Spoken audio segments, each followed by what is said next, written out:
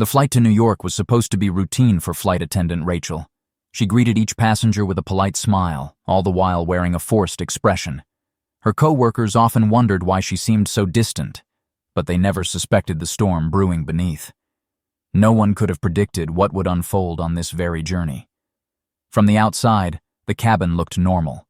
Families settling in, business travelers tapping on laptops, and a few adventurous souls already snapping photos.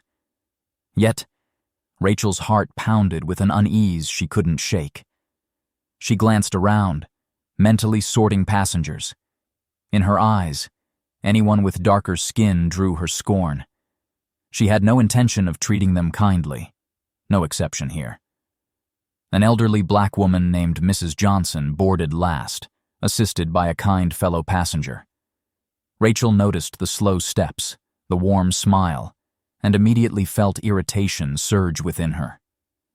Mrs. Johnson politely requested help with her overhead bag, but Rachel pretended not to hear. Little did anyone realize, a chain of extraordinary events was about to begin. Stay tuned. Passengers settled in, but Rachel's vexation grew with every passing minute. She served beverages with a mechanical politeness, barely meeting anyone's gaze. Meanwhile, Mrs. Johnson quietly arranged her seatbelt, sensing an undercurrent of hostility. As the seatbelt sign flicked on, Rachel passed by with a forced smile. No one could imagine how quickly simple requests would turn into battles. Suddenly, halfway through the safety demonstration, the cabin lights dimmed for takeoff. Rachel stood near the front, her eyes instinctively darting to where Mrs. Johnson sat.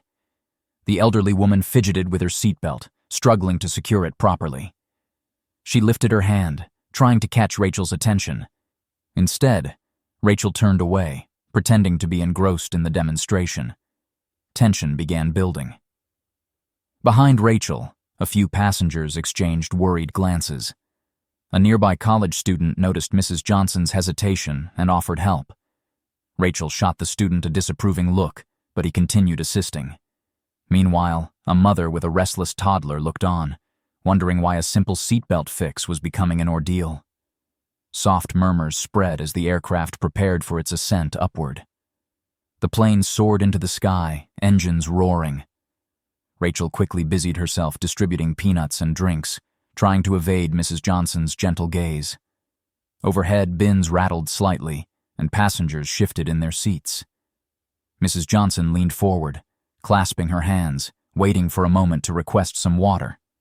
Rachel approached other rows, but deliberately bypassed the elderly woman's polite signals. Across the aisle, a middle-aged couple watched with growing discomfort. They noticed how Rachel's usually cordial tone turned cold whenever Mrs. Johnson was involved. The couple exchanged whispers, debating if they should intervene. Meanwhile, the flight carried on routinely for most passengers. No one realized that beneath these small acts of negligence, a far bigger storm was preparing to erupt. Finally, Mrs. Johnson mustered courage and gently pressed the call button. A soft chime rang, catching Rachel's attention. She approached, forcing a tight smile. Mrs. Johnson asked for a blanket, her voice trembling slightly from the cold air conditioning. With a dismissive nod, Rachel walked away without confirming. Several passengers raised eyebrows, sensing something truly wrong in her behavior indeed. In the galley, Rachel grumbled to a fellow attendant about having to deal with difficult passengers. She conveniently omitted her own dismissive attitude. The coworker frowned, sensing Rachel's bias, but feared confrontation. Meanwhile, Mrs. Johnson sat quietly, wondering if she had done something to offend. Her gentle soul couldn't fathom the disdain directed at her, yet she braced herself silently. A sudden bout of turbulence rattled the plane. Trays clattered, and passengers tightened their seatbelts. Rachel nearly dropped a cup of coffee as she regained balance. In the commotion, Mrs. Johnson timidly asked for water again, her mouth parched. Rachel, completely frazzled by the turbulence, waved her off. A young mother seated behind Mrs. Johnson gasped, witnessing the blatant disregard. In first class, a businessman raised an eyebrow at the scene. He discreetly signaled another flight attendant, curious about the tension. Little was said, but an unsettling vibe rippled through the cabin. Rachel felt it too, yet her pride prevented introspection. She believed she was simply enforcing rules, ignoring how her bias clouded every decision. The stage was set indeed. Mid-flight, the captain announced calm skies ahead, relieving most passengers. However, Rachel's internal storm kept raging. She noticed Mrs. Johnson pressing the call button again, this time for a blanket she had never received. Lips pressed into a thin line, Rachel marched down the aisle. The tension in her posture was palpable. Passengers braced yet, sensing another act of callousness. Rachel reached Mrs. Johnson, barely hiding her annoyance. The elderly woman spoke softly, requesting the blanket again. With a clipped tone, Rachel responded, "We're short on supplies today," despite the overhead bin clearly holding spares. Mrs. Johnson didn't argue. Her eyes reflected disappointment, not anger. Observers felt compelled to intervene, but hesitated, unsure how to challenge a uniformed flight attendant. Suddenly, a gentleman 2 rows behind stood up.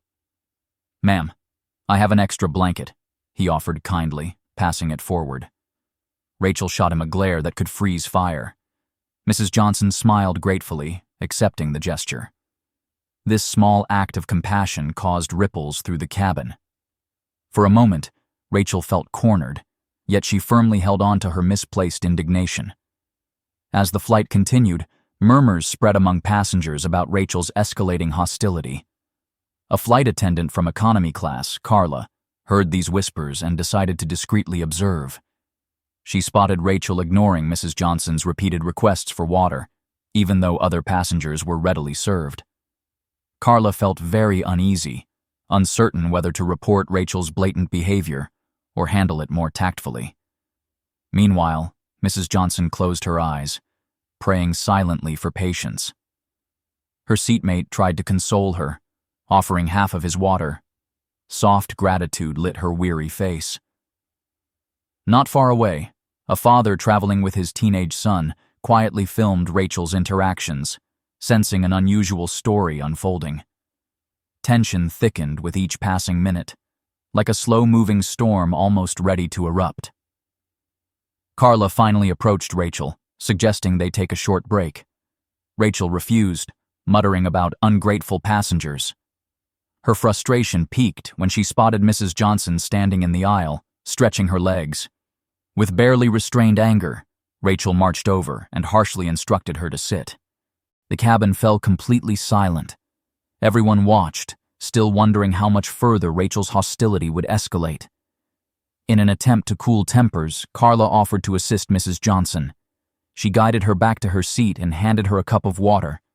Rachel seethed from a distance, feeling undermined. Passengers sensed the friction, some glaring at Rachel disapprovingly. High above the clouds, the tension grew heavier, preparing to burst like a thunderstorm on a hot day. Suddenly, the seatbelt sign flashed again, indicating more turbulence. Rachel hurried through the aisle, instructing everyone to sit. Mrs. Johnson, frail and slow, struggled to fasten her belt. She raised a trembling hand to call for assistance. Rachel arrived, but instead of helping, she snapped, "You should have stayed seated!" The cabin collectively gasped, startled by the harshness in her voice. Several rows ahead, Carla froze, unsure whether to intervene. The father recording everything adjusted his phone discreetly, capturing Rachel's glare. Mrs. Johnson apologized quietly, tears forming at the corners of her eyes. A wave of empathy washed over nearby passengers. People who had tried to ignore the tension now saw it magnified. The entire cabin braced for a confrontation imminent. Just as the turbulence subsided, the pilot made an announcement inviting senior crew members to the cockpit for a quick briefing. The lead purser, Sylvia, took note of the uneasy atmosphere and approached Rachel. In a calm but firm tone, she asked if everything was all right. Rachel dodged the inquiry, insisting she was apparently merely dealing with a problem passenger.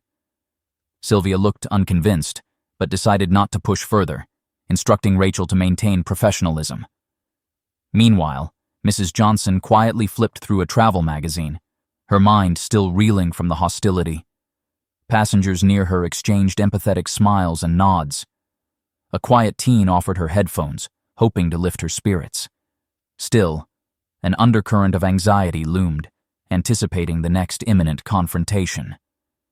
Rachel resumed her rounds, her composure wavering. The memory of Mrs. Johnson's pleading eyes gnawed at her conscience, yet she refused to admit any fault. A co-pilot emerged from the cockpit, handing Rachel a message from the captain. Rumors spread that a senior official was on board, traveling incognito. Nobody suspected that the unassuming Mrs. Johnson was, in fact, that VIP.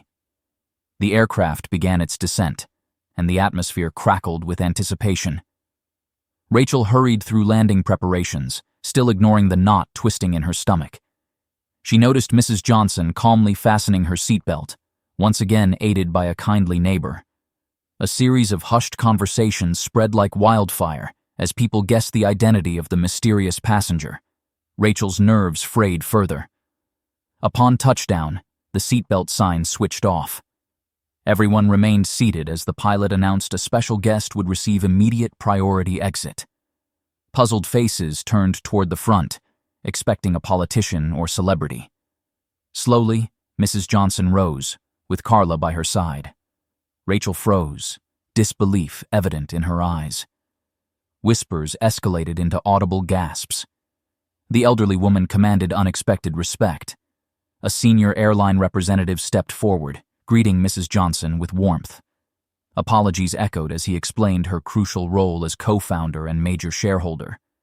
Rachel's face drained of color. The truth shattered every assumption she had clung to. Stunned passengers looked on, recalling each dismissive act. Carla stood behind Mrs. Johnson, offering a proud smile. A dramatic reckoning had arrived. The cabin became a flurry of whispers and astonished gazes. Rachel, overwhelmed by shame, stood rooted in place. Mrs. Johnson turned gently toward her, a soft sadness in her eyes. Before the entire flight, Rachel bowed her head, stammering an apology. Tears welled up, reflecting regret for every hostile word and dismissive gesture. A hush settled, awaiting Mrs. Johnson's response. Mrs. Johnson spoke calmly, her voice resonating with compassion. She forgave Rachel, stating that hatred only grows if we nurture it. A moment of relief spread across the entire aircraft.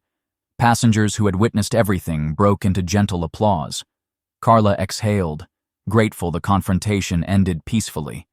Yet, a valuable lesson lingered. Prejudice can ruin even the most routine of journeys. The senior representative invited Mrs. Johnson to disembark first. As she passed Rachel, she offered a final word of advice. Respect everyone, regardless of age, wealth, or skin color. Rachel nodded tearfully, vowing forever to change. Cameras clicked, capturing the extraordinary resolution. People filed out, their hearts lighter. In that single flight, they learned a universal truth: kindness conquers hate.